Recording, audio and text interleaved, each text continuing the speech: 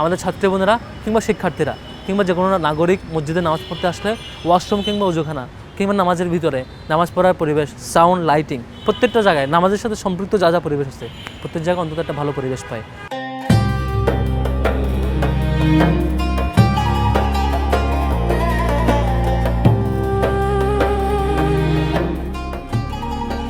ঢাকা বিশ্ববিদ্যালয় প্রাচ্যের অক্সফোর্ড খ্যাত দেশের এই সর্বোচ্চ বিদ্যাপীঠ বাংলাদেশের ইতিহাস, রাজনীতি এবং সংস্কৃতির প্রাণকেন্দ্র।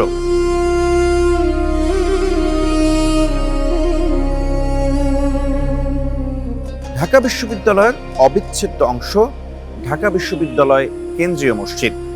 দর্শক, এখন আমরা দাঁড়িয়ে আছি ঢাকা বিশ্ববিদ্যালয়ের কেন্দ্রীয় মসজিদে। আজকে আমরা কথা বলবো এই মসজিদ নিয়ে।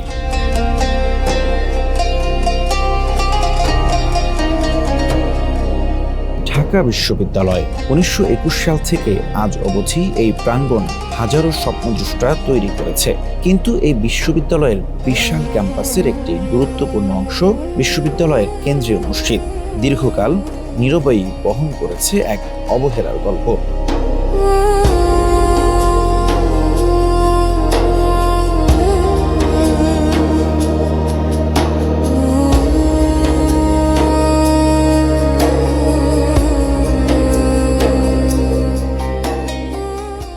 মসজিদের সাথে মুসলমানদের সম্পর্ক আত্মার। এখানে এসেই আমরা আত্মার প্রশান্তি খুঁজি, রবের সন্তুষ্টির উদ্দেশ্যে এখানে এসে ইবাদতে লিপ্ত হই।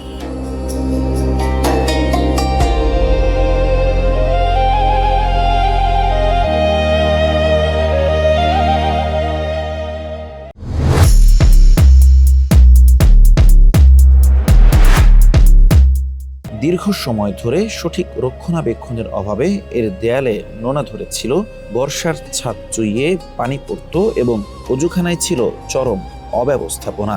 প্রশাসনের উদাসীনতায় এই পবিত্র স্থাপনাটি যেন তার জৌলস হারাতে বসেছিল।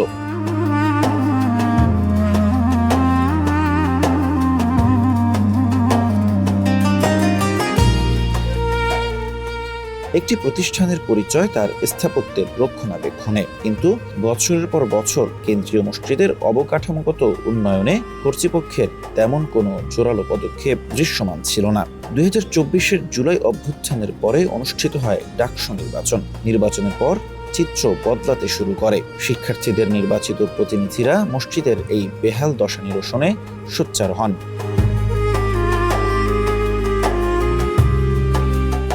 বিশ্ববিদ্যালয় কর্তৃপক্ষ কোনোভাবে আমাদেরকে ফান্ড দেয় নাই, কোঅপারেট করে নাই। শুধু এখন না, ফ্যাসিবাদ পিরিয়ডও অনেক জায়গায় উন্নয়ন বাজেট হলে মসজিদের উন্নয়ন প্রকল্পে কোনো ধরনের সরকারি বাজেট থাকা কিংবা বিশ্ববিদ্যালয়ের উন্নয়ন প্রকল্প থেকে বাজেট দেওয়া সেটা কখনো আমরা দেখি নাই।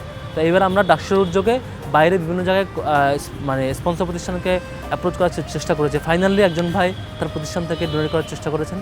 তার মাধ্যমে আমরা আরও নানা সহযোগিতার মাধ্যমে ফাইনালি পুরো মসজিদটা ডেকোরেট করার চেষ্টা করেছি। এখন আমাদের ছাত্রী বোনেরা কিংবা শিক্ষার্থীরা কিংবা যে কোনো নাগরিক মসজিদে নামাজ পড়তে আসলে ওয়াশরুম কিংবা অজুখানা কিংবা নামাজের ভিতরে নামাজ পড়ার পরিবেশ, সাউন্ড, লাইটিং প্রত্যেকটা জায়গায় নামাজের সাথে সম্পৃক্ত যা যা পরিবেশ আছে প্রত্যেক জায়গায় অন্তত একটা ভালো পরিবেশ পায়।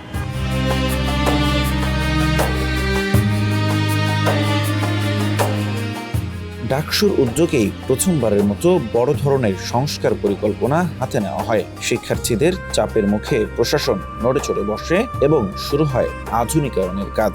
ডাকসুর উদ্যোগে মসজিদের অবকাঠামোগত উন্নয়ন, সৌন্দর্য বর্ধন এবং মুসল্লিদের সুবিধা বৃদ্ধির জন্য বিভিন্ন সংস্কার কার্যক্রম পরিচালিত হয়। এর ফলে ধীরে ধীরে নতুন রূপ পেতে শুরু করে এই ঐতিহ্যবাহী মসজিদটি।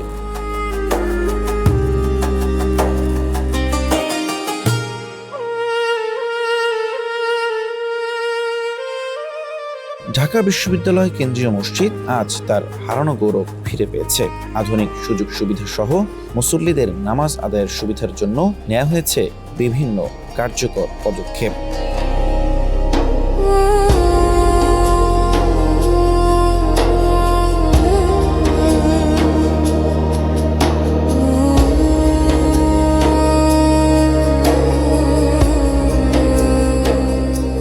ঢাকা বিশ্ববিদ্যালয়ের এই মসজিদ সকলের কাছেই গুরুত্বের এবং সম্মানের।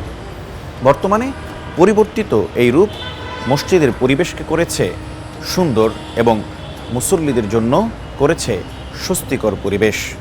বর্তমানে মুসল্লিরা খুবই স্বস্তির সাথে সুন্দরভাবে নির্বিঘ্নে আল্লাহ সুবহানাহু ওয়া তাআলার ইবাদতে নিমগ্ন হতে পারছেন। আল্লাহ সুবহানাহু ওয়া তাআলা এই মসজিদ সহ সকল মসজিদকে কবুল করুন এবং সকল মসজিদকে ইবাদতের উপযুক্ত পরিবেশে গড়ে তোলার তৌফিক দান করুন। দর্শক, আজকের ভিডিও এ পর্যন্তই। দেখা হচ্ছে অন্য কোনো ঐতিহ্যে, অন্য কোনো ভিডিওতে। সকলেই ভালো থাকবেন, সুস্থ থাকবেন। আসসালামু আলাইকুম ওয়া রাহমাতুল্লাহি ওয়া বারাকাতুহু।